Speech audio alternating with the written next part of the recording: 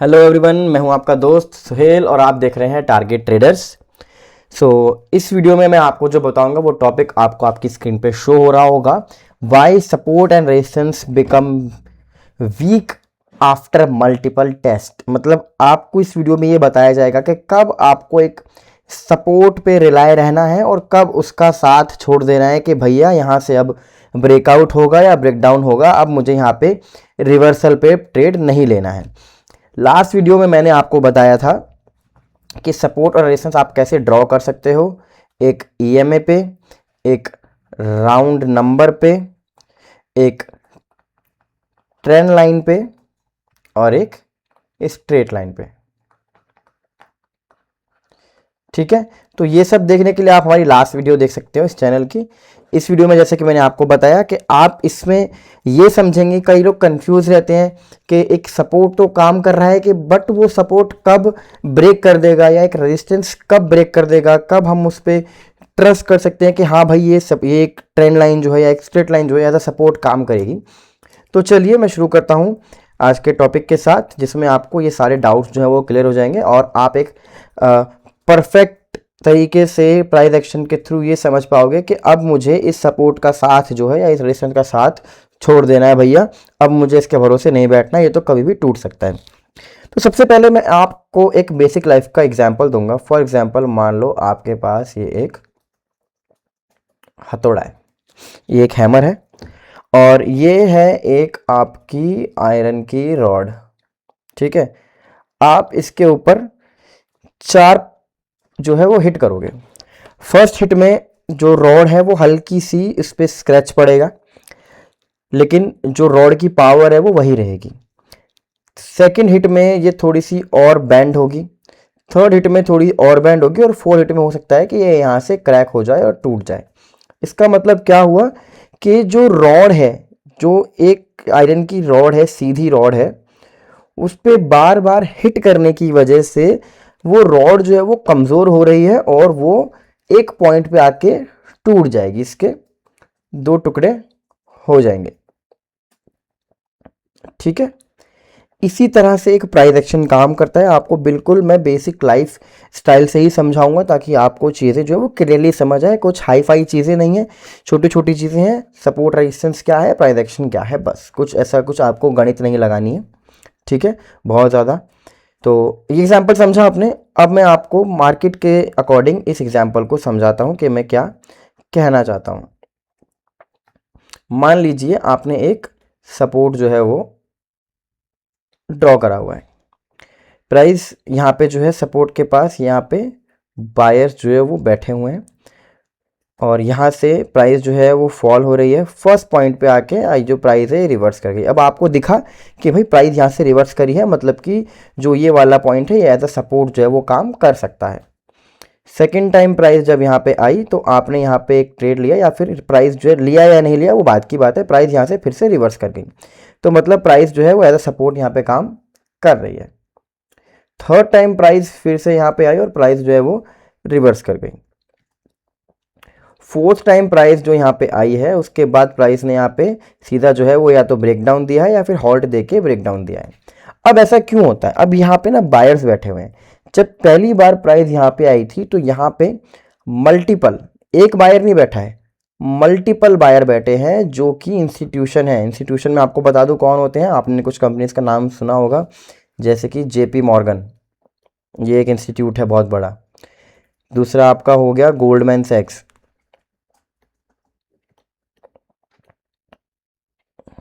या फिर आपके जो बैंक्स हो गए, ये सब इंस्टीट्यूट है, इनकी बाइंग होती है। अब आप सोच के देखो इनकी कैपिटल कितने 1000 करोड़ में होती है। तो ये यहाँ पे ऑर्डर्स जो हैं वो डाल के, और यानी कि ऑर्डर इन्होंने पुट करे हुए हैं, यहाँ पे ऑर्डर पेंडिंग है। अब यहाँ पे इन्होंने बाइंग के काफ़ी सारे मल्टीपल करोड़ के ऑर्डर डाल दिए। अब प्राइस जैसे ही यहाँ पे आएगी ऑर्डर हिट होगा और प्राइस की बाइंग होगी और वो प्राइस जो है वापस से अब जाना शुरू होगी। बट एक ही बार में सभी ऑर्डर्स जो है वो हिट नहीं होते हैं, क्योंकि ये एक ज़ीरो सम गेम है। जितने बायर्स होंगे उतने ही सेलर्स चाहिए होते हैं। अब ऐसा नहीं होगा कि एक साथ 1 लाख करोड़ बायर्स के ऑर्डर आ गए बैंक्स के इंस्टीट्यूशन के, तो कुछ इंस्टीट्यूशन सेलिंग भी करेंगे, कुछ इंस्टीट्यूशन सेम टाइम पे सेलिंग करेंगे नहीं, वहाँ पे रिटेल ट्रेडर्स जो है वो सेलिंग करेंगे। सेकेंड टाइम प्राइस यहाँ पे आई, जो आपके पेंडिंग ऑर्डर्स थे इंस्टीट्यूशन के वो हिट हुए। Third time price I, third time price पे जितने भी पेंडिंग ऑर्डर थे सारे जो है फुलफिल हो गए। जो थोड़े बहुत ऑर्डर बचे होंगे वो प्राइस का फोर्थ टाइम पे यहाँ पे आने के बाद वो भी फुलफिल हो गए। अब इंस्टीट्यूशन को कोई भी काम नहीं है इस प्राइस के स्ट्रेट लाइन से या फिर इस प्राइस के सपोर्ट से, अगर टूटता है तो टूट जाए, उनके जो ऑर्डर्स जो है वो फिल हो चुके हैं। अब चाहे प्राइस यहाँ से नीचे चली जाए या ऊपर चली जाए, उनका काम हो चुका है। इसीलिए प्राइस जो है वो यहाँ पे वीक हो जाती है, क्योंकि यहाँ पे जो है वो ऑर्डर्स जो है वो पेंडिंग में नहीं है, सारे ऑर्डर्स जो है वो फुलफिल हो चुके हैं। दैट्स वाई मेजर चांसेस जो है, मैक्सिमम चांसेस जो हैं 80 to 70% के जो चांसेस हैं, या आप 85% कह लो, प्राइस जो है वो यहाँ से डाउन जा सकती है ड्यू टू, क्योंकि वहाँ पे अब कोई भी पेंडिंग ऑर्डर नहीं है और एक सपोर्ट जो है वो फर्स्ट, सेकंड, थर्ड या फोर्थ टाइम पे आके इसी रीज़न की वजह से वीक हो जाता है। ये था आपका लॉजिक 1। लॉजिक 2 अगर मैं आपको बताऊं तो मान लीजिए एक ये आपका सपोर्ट है, प्राइस यहाँ पे फर्स्ट टाइम पे आई ऊपर, सेकंड टाइम फिर ऊपर, थर्ड टाइम फिर ऊपर और फोर्थ टाइम पे यहाँ पे हॉल्ट कर रही है।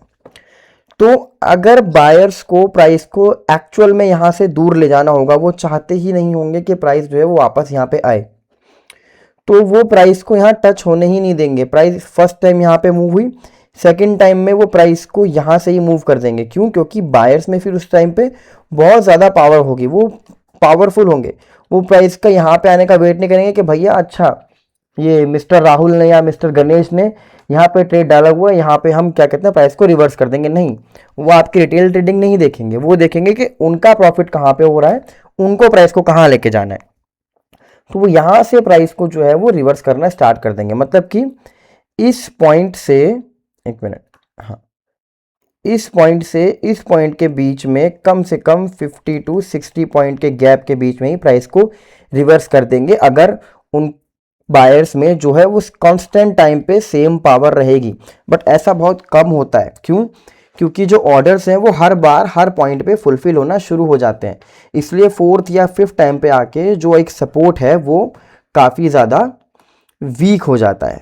ये था आपका दूसरा लॉजिक, जो कि बायर्स में पावर जो है वो ऑब्वियसली जब आप ऑर्डर्स को बार बार फिल करोगे तो आपके ऑर्डर जो है एक टाइम पे आके ख़त्म हो जाएंगे और प्राइस जो है वहाँ से इजीली मूव कर पाएगी।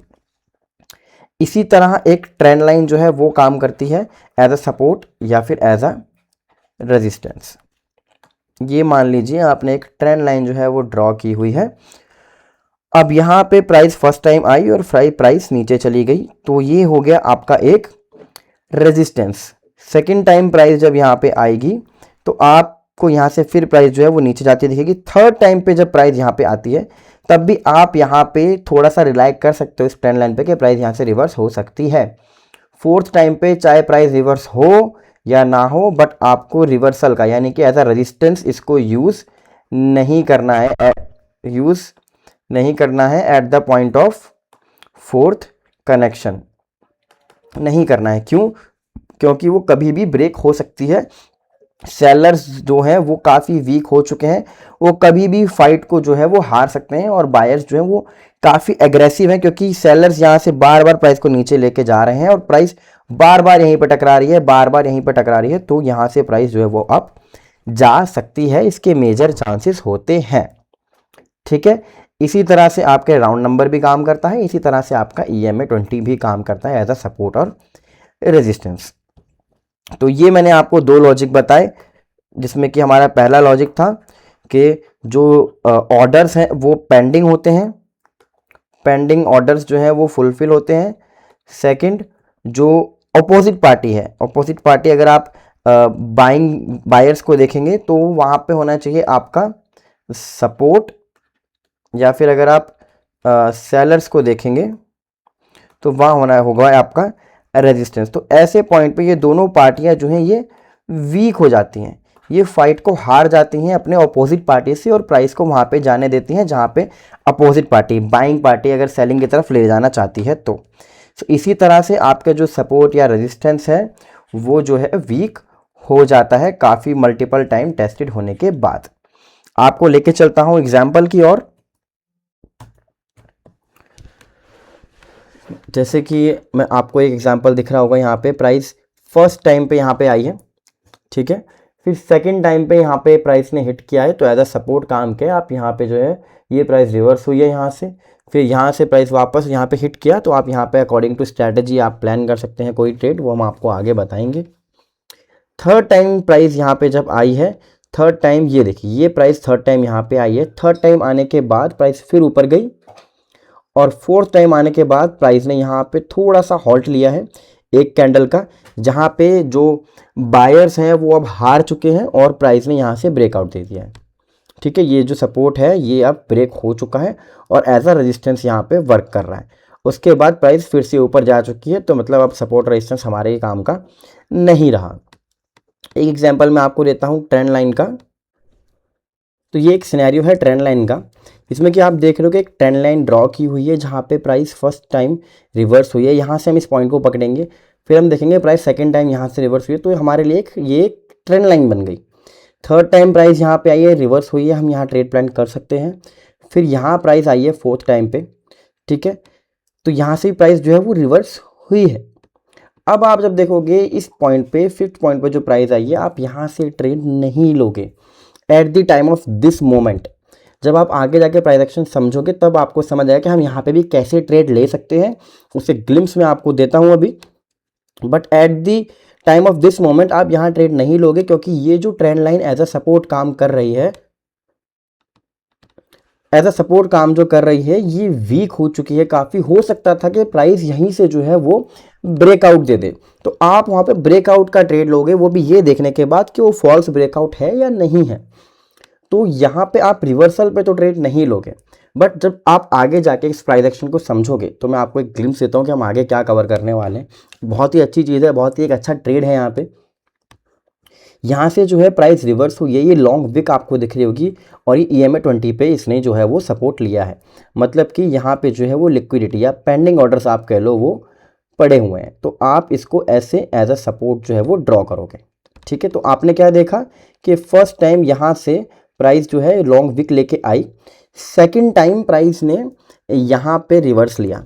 जब थर्ड टाइम पे प्राइस यहाँ पे आएगी और एक आपको देखिएगा कि बाइंग में बिल्कुल भी प्रेशर नहीं है। हमने यहाँ पे ट्रेड क्यों नहीं लिया, क्योंकि ये बाइंग प्रेशर के साथ आई है। जब आपने यहाँ पे इन कैंडल्स को पहचाना कि यहाँ पे बेस कैंडल्स हैं, ऑर्डर्स जो है वो फुलफिल हो चुके हैं, बाइंग का प्रेशर जो बिल्कुल ही ख़त्म हो चुका है और एक रेड कैंडल ने जो है वो EMA 20 के नीचे क्लोज दे दिया, तो यहाँ पे लिक्विडिटी जो है वो ख़त्म हो चुकी है। ऑर्डर्स जो है वो यहाँ पे अब सेल पुट मतलब कि शॉर्ट होंगे, तो यहाँ पे हमें ट्रेड प्लान करना है। यहाँ से एंट्री जाएगी और यहाँ से हमारा टारगेट जाएगा 3:1 पे हम जो है वो एग्जिट हो जाएंगे। तो ये सारी चीज़ें आपको आगे पता लगेगी हमारे चैनल में। आज के लिए इतना ही। जैसे कि मैंने आपको बताया कि सपोर्ट रेजिस्टेंस कब वीक हो जाते हैं, आने वाले वीडियोस में आपको मैं बताऊंगा कि फॉल्स ब्रेकआउट कैसे आप बच सकते हो, फॉल्स ब्रेकआउट से या फिर एक फेक ब्रेकआउट से, या फिर लॉ ऑफ पोलैरिटी कैसे काम करेगा। एक आपने रेजिस्टेंस जो बना रखा है वो रेजिस्टेंस एज अ सपोर्ट कैसे काम करेगा, या इस रेजिस्टेंस और सपोर्ट के कंसेप्ट को मिला के आप फॉल्स ब्रेकआउट से कैसे खुद को बचा सकते हो, क्योंकि हमारा पहला काम होता है अपने कैपिटल को प्रोटेक्ट करना। सो मिलते हैं गाइस नेक्स्ट वीडियो में। देखते रहिएगा टारगेट ट्रेडर्स और जुड़े रहिए और खुद को एजुकेट करते रहिए। Thank you for watching guys, thank you so much, bye bye, मिलते हैं नेक्स्ट वीडियो में।